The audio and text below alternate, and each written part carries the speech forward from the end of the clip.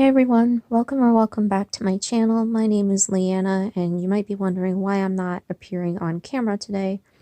Well, the last month I've actually been having some pretty bizarre neurological symptoms, which hopefully are past.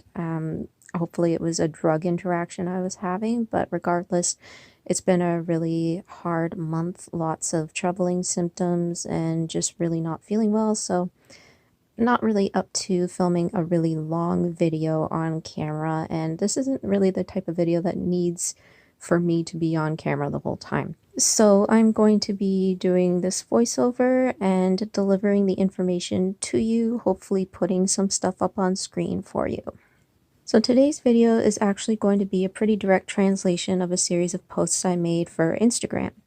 I started this series back in June of 2020 after Ontario Premier Doug Ford said that Canada does not have the same systemic, deep roots of racism as the US during a press conference shortly after massive protests against anti-Black police brutality erupted worldwide, including here.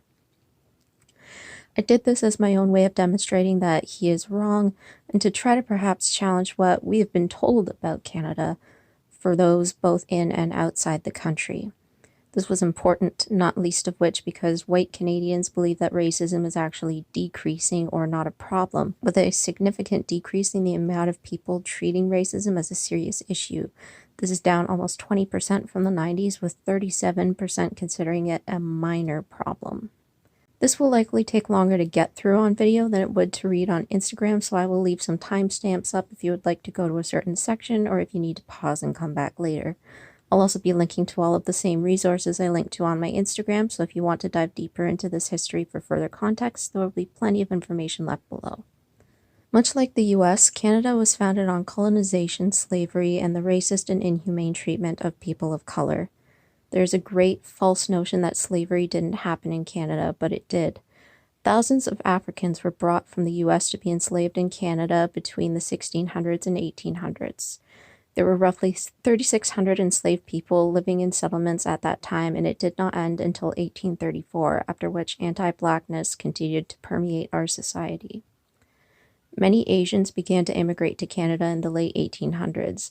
A Chinese tax, $50 to $500 depending on region, was placed on Chinese immigration from approximately 1885 to 1922, which not only limited the amount of Chinese immigrants coming in, but also contributed to exclusion laws that affected where they could live and where they could work. Chinese and Indigenous workers alike are responsible for the building of some of Canada's largest railways, but did so under horrible conditions for very little pay, with some of them dying in the process. Though immigration tax and exclusion subsided after a few decades, anti-Asian discrimination never fully went away. Of course, the First Nations were the first peoples in Canada and had their way of life greatly harmed or destroyed through European colonialism. While settlements were built, Indigenous populations were pushed onto reserves, and some years later, something called and I'm paraphrasing here to avoid using an outdated term, the Native Acts were put into place, which would exclude Indigenous peoples from receiving the same kind of health care. They were forced into hospital basements for fear that they would spread disease such as tuberculosis. This didn't end until roughly 1980, only 41 years ago. Forced sterilization of Indigenous women and those assigned female at birth is a horrific practice that has been documented since at least 1928, with Alberta's Sexual Sterilization Act, but keep in mind that this is just how long it has been documented. It has likely been going on for much, much longer. Roughly 1,200 Indigenous women were sterilized between 1970 and 1975. This was not only completely legal, but promoted as a valid and reasonable form of eugenics. The birth rate among First Nations dropped significantly between the 60s and 80s, dropping almost 50%. These practices were not made illegal until more and more people found out about them, and in 2017, more Indigenous women stepped forward saying this was still happening. That this is not a problem of the past, it is still very much ongoing. It's just become a lot more secretive.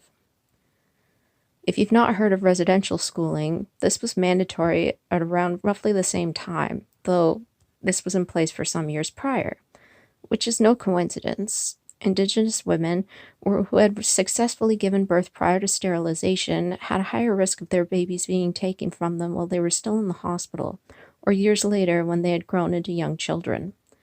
At the height of residential schooling, there were 80 of these colonial institutions nationwide. The purpose was to force indigenous children to assimilate to total Eurocentricity and Christianity and to erase all signs and forms of indigenous cultures.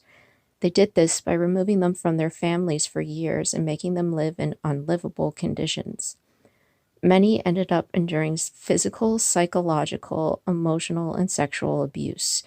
Some were forced into experiments. It's estimated between 47% and 75% of children died after being returned to their families. The last of these schools was closed in only 1996, a quarter century ago, and there are some white supremacist groups in power today who are pushing for them to return. Though Canada has attempted to make amends for residential schooling by way of monetary advancement, trauma from incidents like these has had an intergenerational effect, as shown in many studies. Money can't fix that. It's also hard for many when Canada does not teach about this history and instead tries very hard to hide and erase it. The Royal Canadian Mounted Police, or RCMP, known at the time as the Northwest Mounted Police, are Canada's famous police force, but chances are you don't know the full truth behind them. They have been around since Canada elected its first Prime Minister, Sir John A. Macdonald. Macdonald himself was incredibly racist, creating many policies specifically targeting Indigenous populations, and he was heavily inspired by other colonial governments, which would contribute to widespread famine and death among Cree, Métis, Blackfoot, and other Indigenous communities. One of these policies was the creation of the RCMP, something he wanted to do after seeing the British create a police force to control the Irish, who at the time were still facing mass persecution, keyword there being control. The RCMP was created specifically as a colonial governing agency to control Indigenous peoples in Canada. Macdonald set his sights on the prairies and the plains in particular, areas he had already been targeting and trying to starve out. There, Macdonald created and used RCMP as a way to clear out remaining First Nations and threaten them onto reserves, further colonizing their land and putting it under government property. These Mounties would then go on to enforce the Native Act by taking Indigenous children from their families, as mentioned previously in regards to the barbaric residential schooling. To this day, RCMP continue to heavily police Indigenous communities, as we have seen with the pipeline protests on the unceded land of Wet'suwet'en and Unist'ot'en, where Indigenous people were being harassed, physically harmed, arrested, and threatened with gun violence, but also on an individual level, as Indigenous peoples are 10 times more likely to experience police violence. Missing, murdered Indigenous women and girls is a national crisis here in Canada, and the amount of systemic racism in the RCMP has created a harsh cycle where nothing is getting done. RCMP do not take these cases seriously enough, and there is great mistrust for the RCMP due to a legacy and ongoing levels of violence. Calls for complete reform or abolition of RCMP so Indigenous communities can feel safer, and their calls for justice taken seriously have never been met kindly. Back when the major Black Lives Matter protests began in late May and early June of 2020, the majority of police forces in Canada denied that we have a similar problem. The reality is that Black people are 20 times more likely to be injured or killed by police than white people. In Toronto alone, despite making up only 4% of the population, Black people account for 40% of police brutality victims. Black people are arrested 50% more than white people, yet are no more likely, sometimes less likely to commit a crime. The number of Black people in prisons is 300% more than the entire Black population in Canada. Indigenous peoples experience 10 times the amount of police violence as white people, including 7 to 8 times higher overall murder rate. Indigenous peoples make up 1/3 of the prison population, despite making up just 4.1% of the entire population in Canada. Carding is one of the systems in place which has led to this kind of racist policing. Carding is incredibly similar to the stop and frisk policy in the US. It started in the 50s when Ontario police were given suspect cards to collect information on those who fit suspicious profiles. Ever since then, police have been allowed to randomly stop and search individuals if they fit an appearance-based profile of suspicious characteristics. When racism runs so rampant throughout policing, this has led Black and Indigenous people to be stopped and harassed at much higher rates, approximately 17 times more. Perhaps more concerning still is the fact that Canada does not collect data on the use of force by its provincial police. All data and statistics have been mined by independent researchers, most of whom themselves have been targeted by such practices, including Desmond Cole, author of The Skin We're In. This means there is no official profile that tells us what it is that the police are looking for when they carry out carding practices. Even the US DEA has an outline for drug profiling that tells you all you need to know about how fucked up that system is. There is no official information telling us what the personal data collection from carding practices is used for. There are no official numbers to tell us how many police encounters have ended in violence or death for Black and Indigenous people in Canada. The UN and Amnesty International have both called carding a human rights violation and called into question the fact that Canada does not have any data on its police brutality against racialized citizens, and yet years later, nothing has been done about either, and violence continues to escalate and prison populations continue to grow. Canada's healthcare system is often held up as a gold standard compared to the US, but this hasn't always been the case, nor is it the case for many people now. Canada has a history of segregation, including segregated medical care and education. Throughout most provinces and at some of the largest schools, Black people were not allowed to practice medicine all the way up to the early 1960s. Canada is notoriously bad at tracking the race or ethnicity of medical students, but anecdotal evidence suggests that the amount of Black and Indigenous medical students is very low. One woman states that she was the only Black person in a class of almost 260. This was just 5 years ago in 2016. In our country's 100-year history of having federal health ministers, only one was a visible person of color. Canada also has a lack of medical studies as it pertains to Black patients, which also leads to inaccurate data and misdiagnoses. For example, over the last 15 to 20 years, only 23 tests have been conducted on Black, assigned female at birth individuals with breast or cervical cancers. It's important to note this glaring lack of study inclusion and lack of Black Indigenous people of color graduating from medical schools and working in our healthcare system when we look at the current state of adverse and negligent medical treatment. Perhaps one of the most heard of cases of medical racism in Canada is of Brian Sinclair, a disabled, chronically ill Indigenous man who was literally ignored to death. In 2008, Mr. Sinclair was in a Manitoba hospital for 34 hours with abdominal pain and no urination, where staff made increasingly racialized remarks both verbally and in his chart until he succumbed to sepsis, but it was medical racism that killed him. His condition was treatable. Medical staff chose not to act. A similar thing happened to Indigenous woman Joyce at a Quebec hospital just a few months ago as she took video chronicling the medical racism that would eventually lead to her death.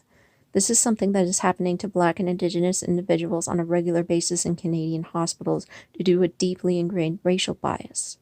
In a study conducted in 2003, 1 in 5 Black women had experienced some form of medical racism, and that doctors spend less time with Black patients out of belief that they are exaggerating about the severity of their symptoms.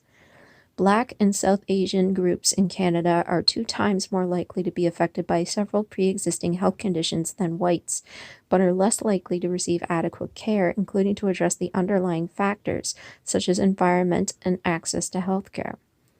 Universal healthcare also limits access depending on citizenship, meaning many immigrants and refugees find themselves with obstacles to overcome, such as finding a doctor who speaks their language or medical bills that are not covered. Surjit Sodhi came to Canada from India and ended up with a $250,000 hospital bill.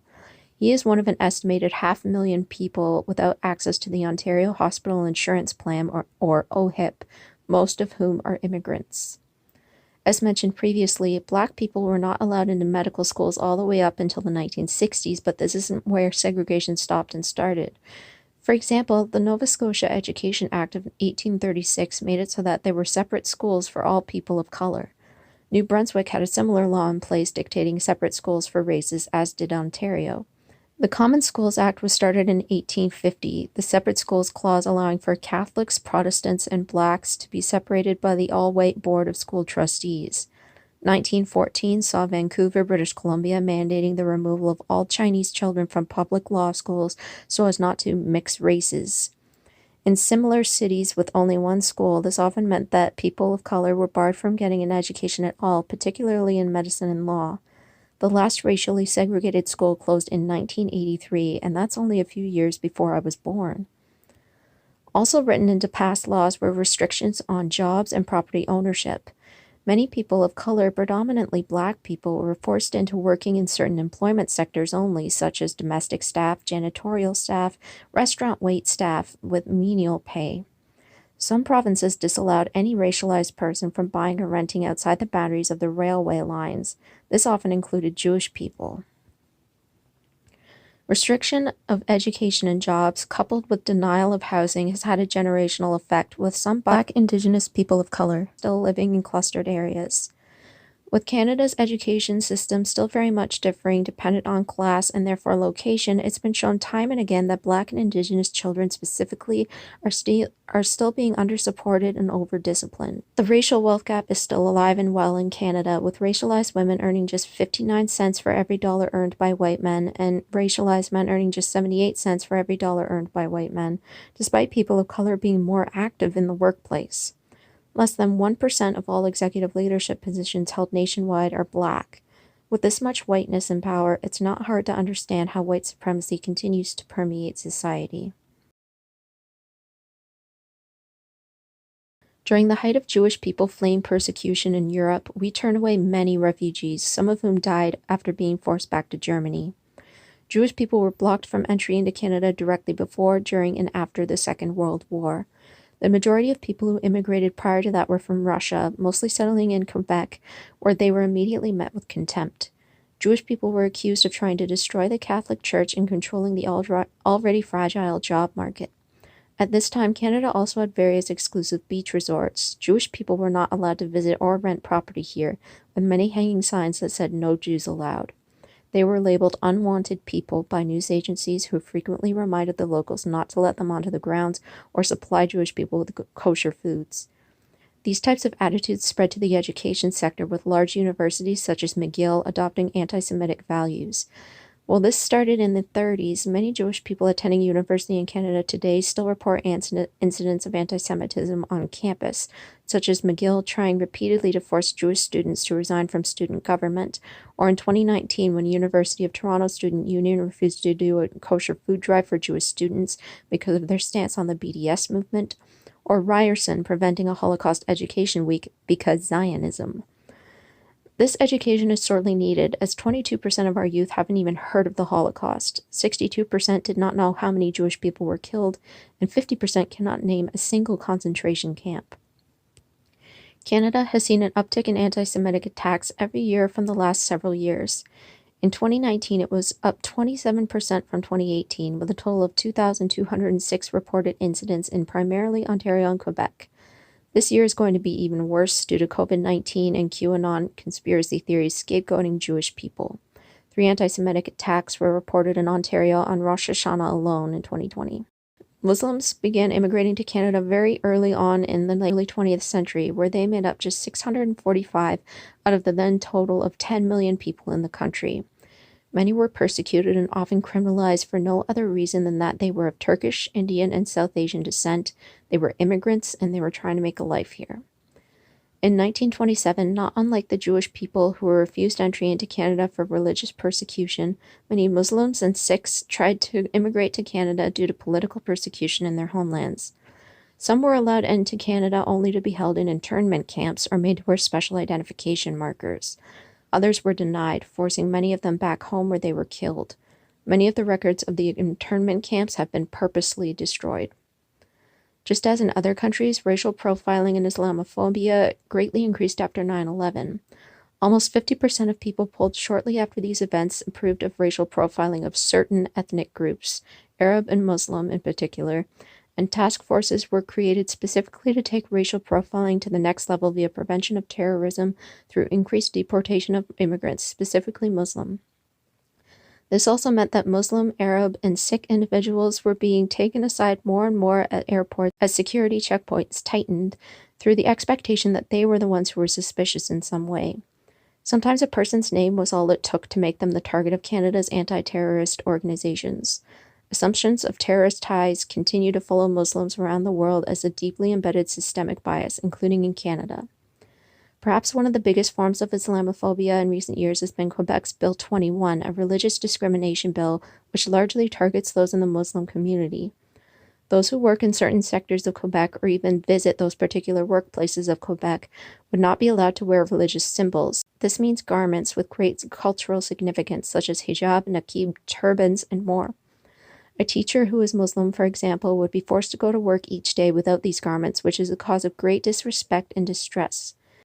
Many specifically targeted Islamophobic attacks have continued to take place over the years throughout Canada, such as 3 separate attacks on Black Muslim women within 1 week at the end of 2020, all in Edmonton. The media rarely focuses on these, though, because it is easier and flashier to paint the odd Muslim as a perpetrator of violence rather than the many who are on the receiving end of violence. It's been shown time and again that Canadians are more likely to discriminate against or have negative feelings towards Muslims than any other religious group. Yet time and again, Canadians are also less likely to believe Islamophobia is a problem that even exists here, or conversely, they do not want to take action to fix it. With all of this damning information, it is not only clear that systemic racism and racial oppression historically has existed, but is still an ever-present stain on a country founded on white supremacy. With so many willing to ignore it and look away, we have to be willing to unlearn what we think we know, regardless of how uncomfortable it may be, and confront our own biases in order to dismantle these systems of oppression in today's society. Thanks so much for watching. If you would like to subscribe, there's a button where you can do so, and I have all of my other information listed below where you can follow me everywhere else on the internet. I hope to see you soon in my next video. Take care, stay safe.